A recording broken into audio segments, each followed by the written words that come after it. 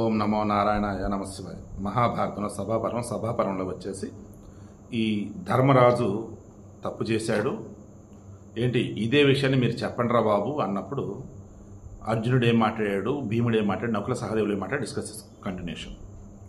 కర్ణుడు మొదలెట్టాడు, నేను మనుషులలో అందగతులైనటువంటి స్త్రీలను గురించి విన్నాను, కానీ వాళ్ళలో ఎవరు ఈ విధంగా కార్యాన్ని సాధించినట్టు వినలేదు. పాండవులు ధార్తరాష్ట్రులు ఒకరిపై ఒకరు మండిపడేటప్పుడు ఈ ద్రౌపది పాండవులకు ప్రశాంతిని కలిగించింది. పాండవులు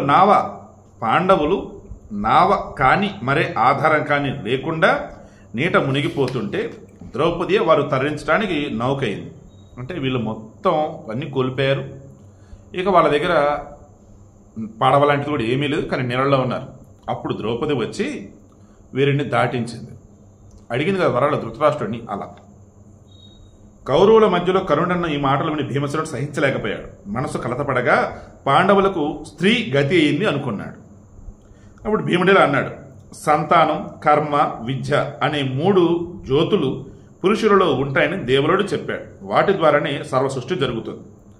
సో మనిషిలో 3 ఉంటాయట.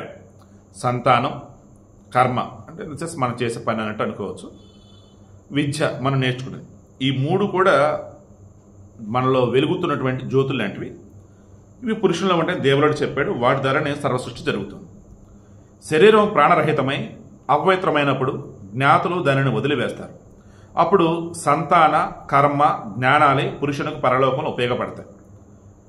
దుశ్శాసనుడు ద్రౌపదిని తాకి ఆమెను అపవిత్రం చేశాడు. దానితో మన సంతాన జ్యోతి నశించింది.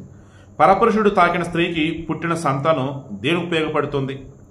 అప్పుడు అర్జునుడు అన్నాడు, భరత, హీనుడు పరుషంగా మాట్లాడినా మాట్లాడకపోయినా ఉత్తమ పురుషులు వాటికి సమాధానం చెప్పరు. ఎవడో ఏదో వాగితే సమాధానం ఎందుకు చెప్పాలి? వద్దు.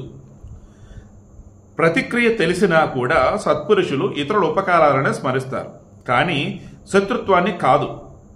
సో ప్రతిక్రియ తెలిసినా కానీ సత్పురుషులు ఇతరులకి మంచి వాటిని చెప్తూ ఉంటారు, శత్రుత్వాన్ని కాదు. అటువంటి సజ్జనులే సమ్మానాలను పొందుతారు. అటువంటి వాళ్ళే అందరి చేత గౌరవించబడతారు. అప్పుడు ఇలా భీముడు అంటున్నాడు, రాజా యుధిష్ఠిరా, ఇక్కడున్న శత్రువులందరినీ కూడా ఇక్కడే చంపివేస్తాను, ఇక్కడ నుండి లాగి సమూలంగా నాశనం చేస్తానని అన్నాడు. భారత, ఇక్కడ వివాదాలు, ఉత్తర ప్రత్యుత్తరాలు అవసరమే లేదు. ఈ రోజే ఇక్కడే అందరినీ చంపుతాను, ఈ భూమిని నీవే పాలించు. సో ఇప్పుడు నువ్వు ఓకే చెప్పు, అందరిని చంపేస్తా, నువ్వే రారాజు ఏలుకు అని చెప్పి ధర్మరాజు అడుగుతున్నాడు. తన తమ్ములతో కలిసి నిలిచి ఉన్నటువంటి భీముడు ఈ విధంగా పలికి మృగాల మధ్య నిలిచిన సింహం వలె పదే శత్రువుల వైపు చూడసాగాడు. అన్నా నువ్వు చెప్పు, చంపేస్తా, అన్నా నువ్వు చెప్పు, ఈ లోకం నీదని అంటున్నాడు. శత్రువుల వైపే చూస్తున్న భీముని అనాయాస కార్యసాధకుడైన అర్జునుడు శాంతింప చేస్తున్నాడు. అయితే పరాక్రమశైనటువంటి భీముడు తనలో తాను దహించుకొని పోతున్నాడు.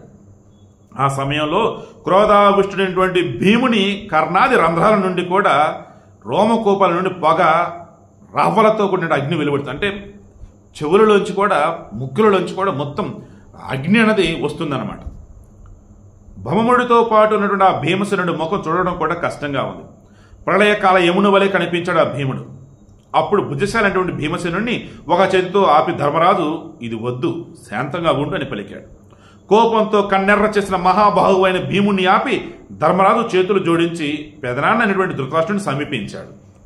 దెన్ ఈ ధర్మరాజుకి ధృతరాష్ట్రుని మధ్య ఏం జరిగింది ఏంటి రేపు డిస్కస్ చేద్దాం.